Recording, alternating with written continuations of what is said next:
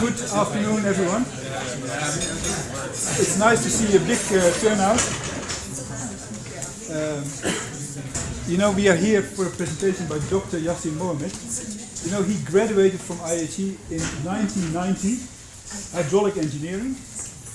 He defended his PhD for TU Delft joint degree with IHE in 2005, joined IHE as a part-time lecturer in 2006, and since 8 September 2019 he is the new Minister of Irrigation and Water Resources of the transition government of Sudan.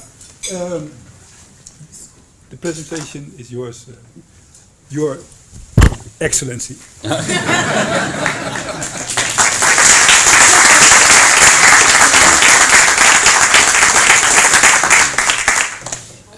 Thank you, Peter. In fact, I see many friends over here, and that is why I wanted to give this presentation, to share my story with my friends and colleagues about the revolution in Sudan for the last now 9 months. So tell us how it started and how it begins, and then the hard times, the good times, until today. So I got some of the clips, might be a bit shocking, because that was the hard time also. Thanks to my son who helped me to prepare it last night, because time problem.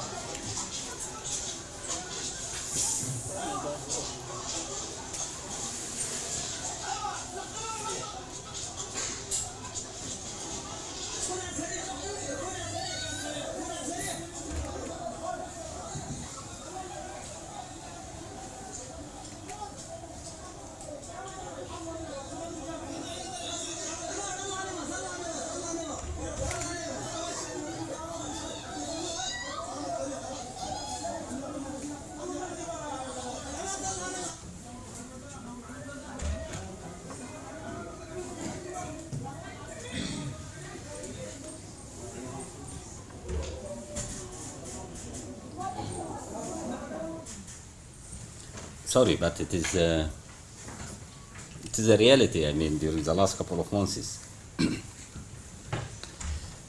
But Sudan is also a beautiful country, yeah? It's famous with the easygoing people, kind people.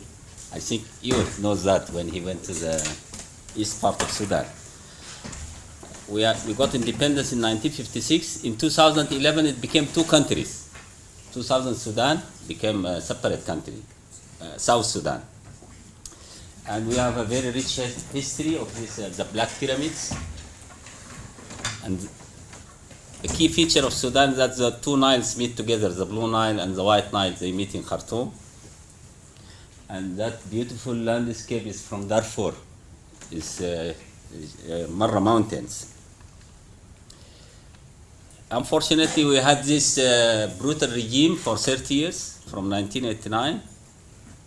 It came this military coup, and that was the top right was Al-Turabi, the spiritual leader of this regime. It's very fanatic, and during these 30 years, everything went down. I mean, the civil service, education, and health, everything. So corruption increases tremendously and the economy collapsed. Then the last years of al-Bashir, you see this is very common, very long queues for everything. In fact, this revolution was started in a queue like this for bread in a regional town called Damazin, and then another town. And then after, I think, 1 week, it's started in Khartoum. This is very special, 1 p.m. It's called in Sudan Revolution Time. And in our culture, there is a special sound by women or by girls. I don't know the translation in English, but it is called... Ululation. Eh? Ululation. Can you say it again? Ululation. Ululation. Yes. That was very special to trigger enthusiasm among the men. I mean, during the old days when there is a tribal war, so the ladies, they make this special shout. And that was exactly used here to trigger to start the revolution, to start the demonstration, the protest. Because the security forces were everywhere. So the people, what they did, they select crowded places in the markets or bus stations. They walk normally.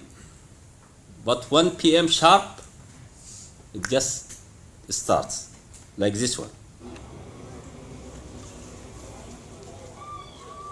This one.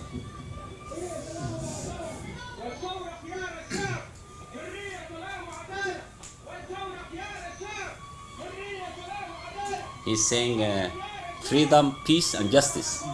The revolution is the choice of the people.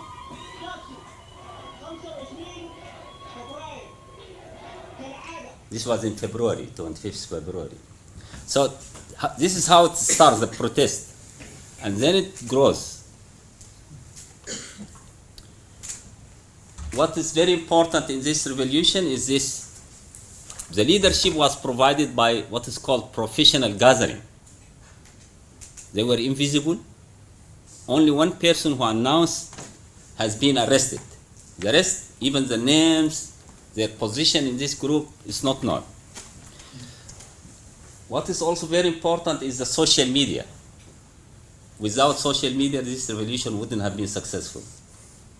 Because like here, for example, they show the maps of what should be the route of the demonstrations. And sometimes these routes were attacked by security, so they have to change them online. So you see those people always doing like this while walking on so that they know the new route. Real time. It grows like this for a couple of months from December, but with a lot of oppression also. A lot of oppression. And many people died. This is one of the schools in Khartoum North. Because the students has been protesting, then the security forces came to the teachers.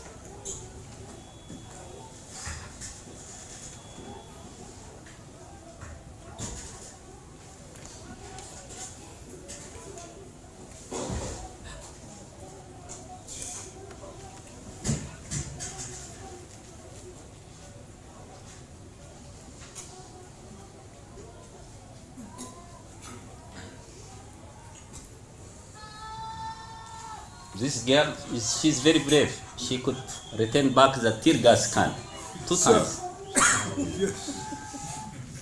It went like this for a couple of months, from December until April. 6th of April was a turning moment. Because then they decided to go to the military headquarters. They think that is a more safe place. Maybe some of these military officers, they could support them or they could defend them against the security guys, because those are the ones who killed and tortured. So this was a very historic moment in Sudan, when the first time they reached the place in front of the military headquarters. So everyone is happy.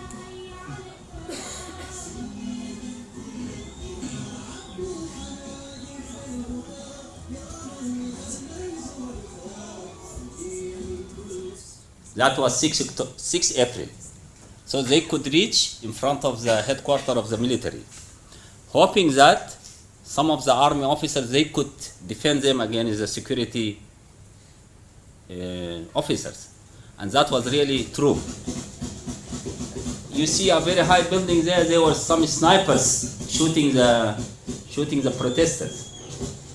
And there are some officers, they took the position of the people.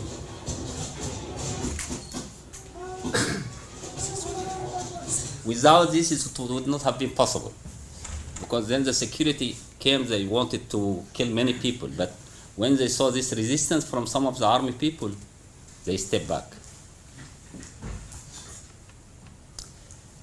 5 days later, on 11 April, al-Bashir had no choice than to step down. But what he did, he gave the power to his Minister of Defense. So people, they even raised the protest. One day, the next day, he stepped down. So he's the shortest president in history. It's one day.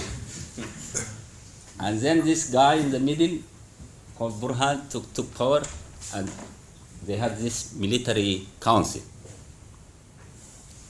They call it Transitional Military Council. Took power on 12th of April. But then the people say, no, this is not a civilian, this is not what we want. Because all these generals, they were just al-Bashir people. So what they did, they continued their sitting in front of the military headquarters. They established normal life, a lot of food. Many people, hundreds of thousands. What you see there is a clinic also. And what you see here, this is also very, very special. In the old days, we used to be like that. Khartoum is very hot, especially in May. You know it. It's very hot, 40, 45 degrees. So they were praying during midday. It's very hot. And the shadow is provided by those Coptics, Christian Coptics, also Sudanese. Here what you see is now it's becoming a kind of normal life again. They also had support from regional towns. Those buses, they came from Darfur, 2,000 kilometers away. And they say this is the longest protest route in history. This is coming from Adbara town, north of Sudan. And this support from regional towns was very important, because sometimes the morale goes like this, and with this it goes sharp again. And it continues like this in May, June. They had a lot of fun also. They could create some relation with those army people. This is at night. Army guy. Yes, this is army guy, yes. Playing the sax. Yes.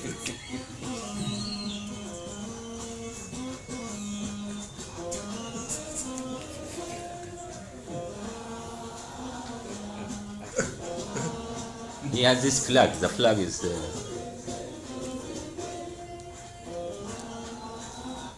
So they had a lot of fun also. And also the graphics. What you see there is all those young guys were killed during these demonstrations. So there was a lot of painting at this sitting place.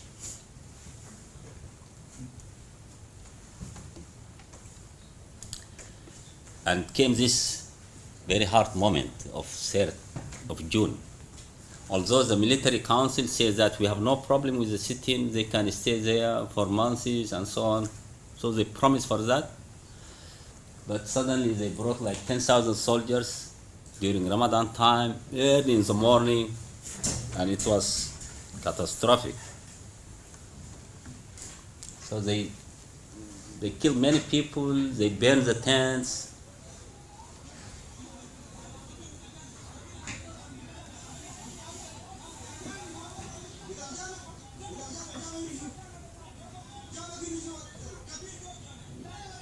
We know this is slogan from which area in Sudan you can distinguish. So they ask one question: military or civilian?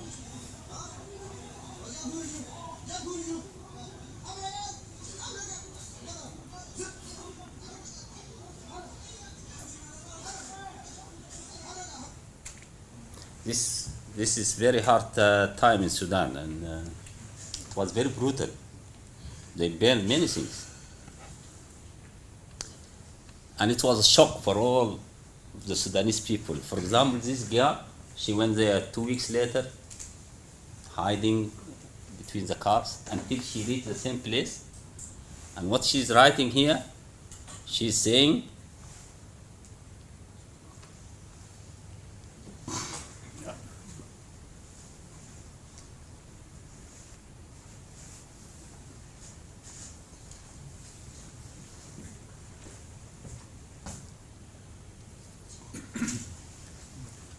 next time you write it down. So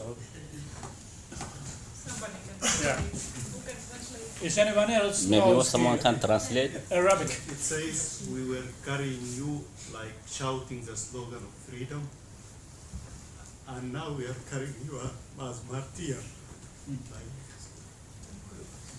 Like this is like his friend, her friend or something like that. Sorry. Yesterday we were carrying you. Yeah. This was a very important moment in history because 3 weeks later, 3rd of June, we had this cracking down of the city. 30th of June, people regained strength again, and the whole country went out again. Again, is this transition in the military council. The whole country, literally the whole country. And then now the military realized that the people will not go back. They want civilian government. And then they returned back to negotiations. Because after the cracking down, they said no negotiation with the people, nothing. After this huge demonstration, they accepted, the military council accepted to come back to the table to negotiate how to rule the country in the coming transitional period. And that was very tough negotiations, very tough for a couple of months. We got a lot of support from neighboring countries, from Abiy Ahmed, from Ethiopia, from African Union, Moussa Faki, from European Union, and this is called the constitutional document. This is signed, where it divides the power between the military and the civilian. So there should be a council of state of 11 people, 5 from military and 6 civilians. And there should be also a cabinet of ministers, all civilians. And that was also a historic moment in Sudan. That is ended this al-Bashir regime and starting of this civilian government. This is the Council of State, and what you see here, for the first time we have a Coptic lady in the middle, and we have another lady also. So 6, this is also young guy, very young guy and different ages. You find someone on the 30s, someone on the 70s, and the remaining, these are the military guys. The first half period, the head will be from the military, and the second half period will be the chair or the president will be from the civilian. And we had a council of ministers, 20 ministries. Should be technocrat. They don't belong to any political party. That was the condition. They don't belong to the previous regime. And that was like 4 weeks ago. That was 8th of September. And then it started this new civilian rule of law. For example, this started one court for al-Bashir when they found 25 million euros in the basement of his house. Although there are many other crimes, but they started in this one.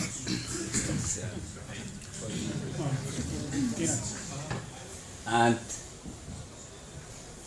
this is when we started work in the office. The main goal of this civilian government is the same slogan, is freedom, peace and justice. The challenges we have is, we have a 30 years of collapse, so huge challenges. The sanction is still there, it's not yet lifted. So Sudan is in this economic embargo. We have still although there is ceasefire now, but still some of the fighters, they are not on board yet. So the first task of the government in the 6 months is to bring peace to the country. That is objective one. But the good thing is that there is a lot of hopes among the people of Sudan. That's what you realize if you walk on the street.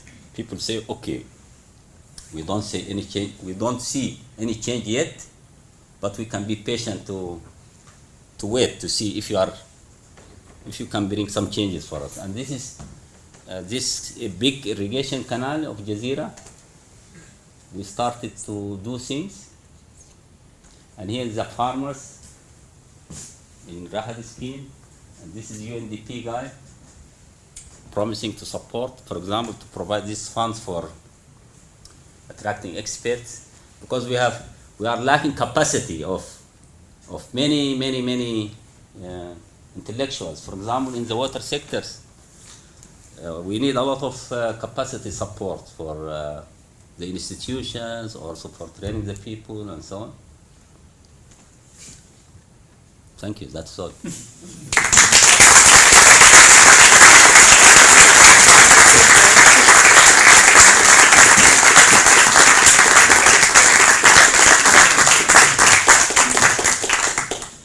Questions? Thank you so much for your presentation today, Isaac. And congratulations for the successful story we still miss in so many other countries like my country, Yemen, Syria, Libya, and so on. I have 3 points. I will say them very quick. If you do the political parties play roles in such preparation, and is it positive or negative? The second point is the old regime controlled Sudan for many years, and with regardless to the corruption they have, I believe they have strong experience. So how the new regime and the new administrative people are going to overcome this challenge? The third point, is there any fear from the military to turn and take over this liberation as happened in some areas? Thank you. We have similar problems. He is from Yemen and Sudan, more or less a lot of problems there. And yes, the political parties are involved in this change because the bigger umbrella, the bigger group is called Forces for Freedom and Change. So it includes those professional gathering and the political parties. And those political parties are almost all parties in Sudan except al-Bashir party. That is why you see millions of people in the street during the demonstration. So the political parties were there, but the condition is that the transitional government should include no politicians in the cabinet of ministers. There will be a parliament 3 months later, which will be mainly composed of members from those political parties. So the role of the political parties is there, but only in the parliament, not in this council of state, neither on the cabinet of ministers. And the idea is that after these 3 years, there will be elections so that the political parties really can take power. The second question about people from the previous regime, yes? Yes, of course, they are everywhere, even in the Ministry of Irrigation. For example, last week, the top negotiator we had negotiations around the GERD last week. And the top negotiator was still belonging to the previous regime. And then the normal people in the street, they are saying, oh, look, Yasser is making no change in his ministry. The same Bashir people are now in power. So, yes, they are there, but the change is not fast. It's taking time. The third question is? I mean, if the old regime, if you take them out of the ministry, it will be a challenge because, I mean, their experiences. This is Yeah, but yes, that's true. Yes, of course, you don't take every one of the previous regime out. I mean, that's not possible. Only the politicians, but the engineers and so on, they continue normally, no problem. And the third point about the military, if there is any fear from the military. Yeah. There is one of the important requests by the protesters. They said they need an independent investigation committee to see why this cracking down of the sit-in. And they were very firm on it. And if this committee is strong enough, it may involve some of those we saw in the pictures. And that may bring some conflict in the future. I saw one and then saw one. First. Thanks a lot. And I remember we were together in Hague protest when the protesters in Sudan invaded and occupied the military. At the same time, we were 6 April. 6th of April. Yes, we were you here. remember I we were was in in- Hague, yeah. So yeah, my question actually starts from the where you have stopped. Yeah, this notion of transitional justice. This is one of the requirements. Transitional justice, and also, I don't want to use, for the lack of better word, let me use clearing the bureaucratic apparatus from old regimes. Yeah. Yeah, as you have alluded to, like taking the transitional justice seriously might involve those of some powerful actors, but also which can react to the whole transitional government and mess up everything. And contrary to that, also, if the government is reluctant to pursue this justice to the end, this will provoke the protesters against the government they are fully supporting now. So I wanted to ask, what is the spirit within the cabinet? Like, how does the cabinet deals with that? Because and I'm happy that you hear what people are saying. Oh, Yasser is not cracking down, but we need him to clear the, in terms of also dealing with, because under your minister there is a powerful, at least it used to be a very powerful institution, dams implementation unit. So they might be engineers, but they are also ideological and politically belonging engineers, like those kind of personnel. How do you do this? Thank you. Yes. Yes, because he's from Sudan. You know, Sorry. Yes, you are right. We are working hard on that. For example, now the director of the IU, Dam Implementation Unit, has changed. The director of Human Resources has changed, but that's not enough. But because the whole system is that regime, and to change that it takes time. But the people in the street are not satisfied with this pace. They say it's too slow. I have 3 questions. Solomon, and then there, and then Alessandra, and then Anneliek. Solomon. Congratulations for the successful revolution. You mentioned social media has very big impact in this revolution. But why the government, for example, didn't shut down the whole internet as other governments, like for example in Ethiopia? As soon as there is some kind of movement of protest, they shut down internet completely. They did. Wait. They did. All of June there was no internet in Sudan. This demonstration of 30th of June occurred when there was no internet in Sudan for 1 month.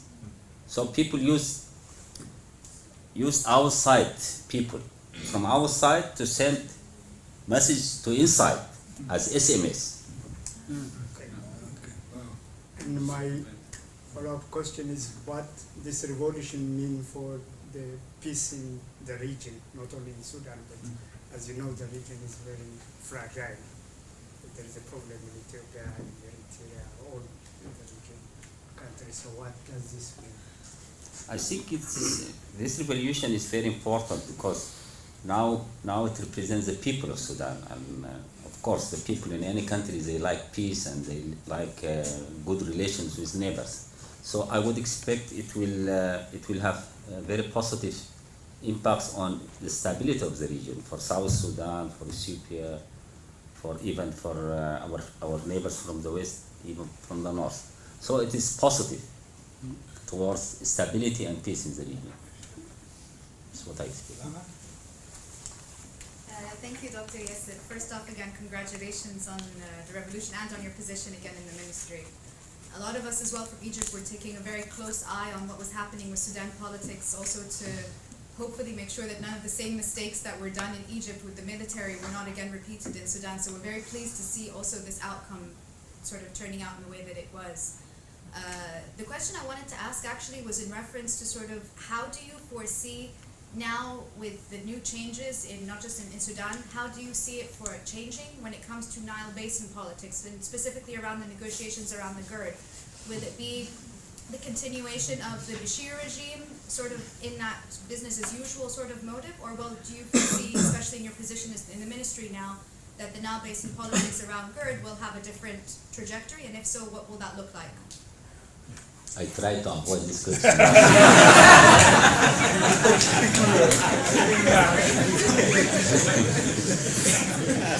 Yeah, but I will try to answer as less diplomatic as possible. Yeah, what we see is that fortunately we have done the computation also on this impact. What is the impact of the GERD on Sudan and also on Egypt, especially the initial filling and also the steady state operation. And the results we found is that if the filling takes specific scenario, the impact for Sudan and the impact for Egypt will be minimal. For example, this year we had very good flood, like the water level in Hat now, in High Aswan Dam now, is almost close to the peak during the last 40 years. So 180.9, or maybe until today it would reach 181 meter above mean sea level. What does that mean?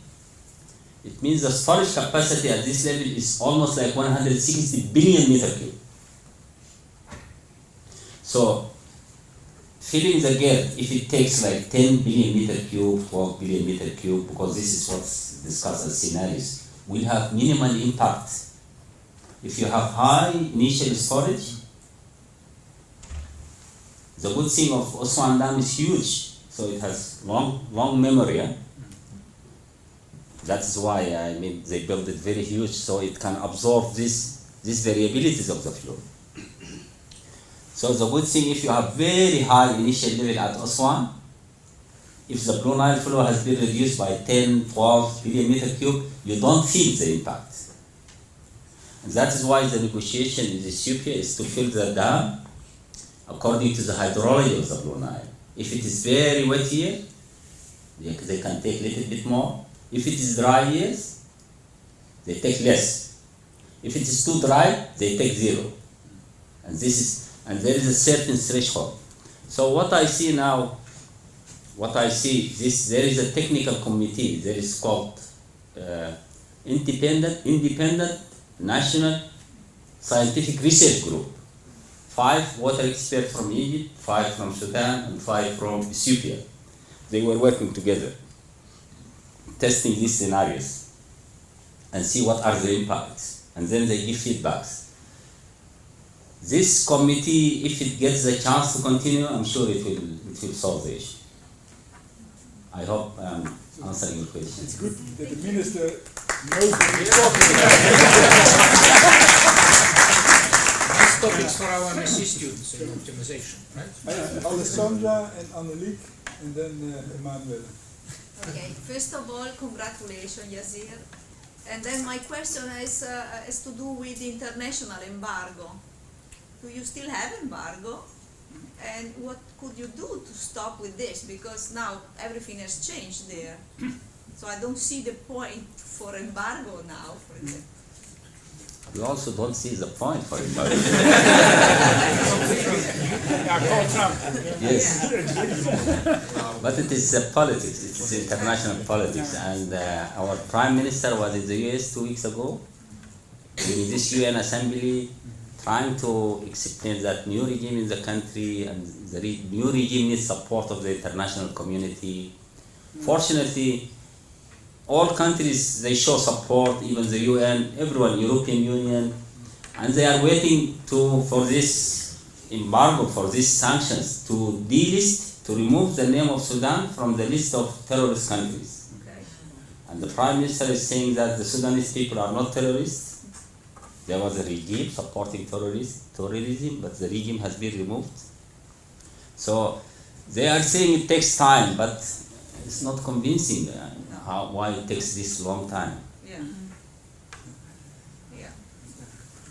Annelieke, Yeah. and then Emmanuel. Thank you, and congratulations congratulations as well. I'm wondering for you personally, in your position, your new position, well, what does your agenda look like in the coming weeks? How do you prioritize between all the dozens of tasks that are coming at you? Delft. When you return. Yeah, this is a good question. The government, the transition government, has this goal: freedom, peace, and justice. So, number one objective is peace in Sudan. It's supposed to be achieved in the coming 6 months, because we found out that 70% of the budget goes to security, that is the army, and 8%, only 8% goes to education and health service. So now objective one is to reach peace in the whole country, To reduce the spending on so that you can take this budget to education and health. In the Ministry of Irrigation and Water Resources, our number one target is to bring some of the irrigated agriculture which has been deteriorated during the last decades in the rural areas. They need some little investment, like maybe $100 per acre or so they can come back to production. That is one of our main targets in the coming 6 months. Building the capacity of our people, attracting water professionals, Sudanese professionals, to contribute, setting the plan, setting policies, and so on. That is also one of our objectives. We will have a large workshop in December, and we got a lot of promises from them. They will join free of charge. We don't even pay their tickets. And with them we work together to set a plan for the ministry for the coming 3 years. So that's the diaspora. Yeah, Sudanese. Sudanese in the diaspora. No, there are few. Yeah, there are few, there are many. Emmanuel? So I also would like to join the congratulations, but I would also like to congratulate your son, because there was a very nice presentation. Most of the time that you embed videos in PowerPoint, they don't work.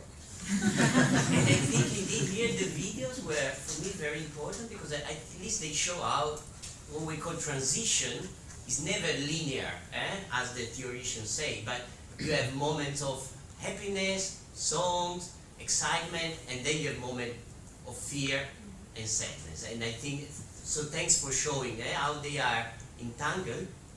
And then, therefore my question is a more personal question. As a man of science, who's now dealing with politics, which are your hope and which are also your fear? And the next question is for us, how we can, in our little, with what the little we can do, support you and Sudan. Yeah, the first question, to me it was a bit funny, because sometimes I forget I'm a minister, so I check the email, and then I find few emails. I say, oh, this is very good, but there are too many letters on the other hard copy and details. So it's new kind of job, and we are trying to manage with the help of other colleagues. I mean, very much experienced senior staff in the ministry. What is important, we wanted also to do it in like a team. I mean, not the minister, not the undersecretary, but somehow maybe 3-4 people to lead the ministry. And the second question is, yes, how you can support, of course. I mean, like training technical staff of the ministry is a priority for us. Because during the last 30 years, the country has been isolated, and the quality of education in Sudan is also affected. So getting support to train the country, the young staff, the young water professionals, that would be extremely useful for the country. I think 4 Sudanese join us in October. Yeah. It's true, yeah. So that's it's more than the average. Okay, I think we have to. If there's no more urgent questions, I want to thank everyone. It's very nice that Yassir is here for a PhD defense, but tomorrow he's invited to meet the Director General of International Cooperation in The Hague. So that promises perhaps some good news. And let's all join to wish him all the best.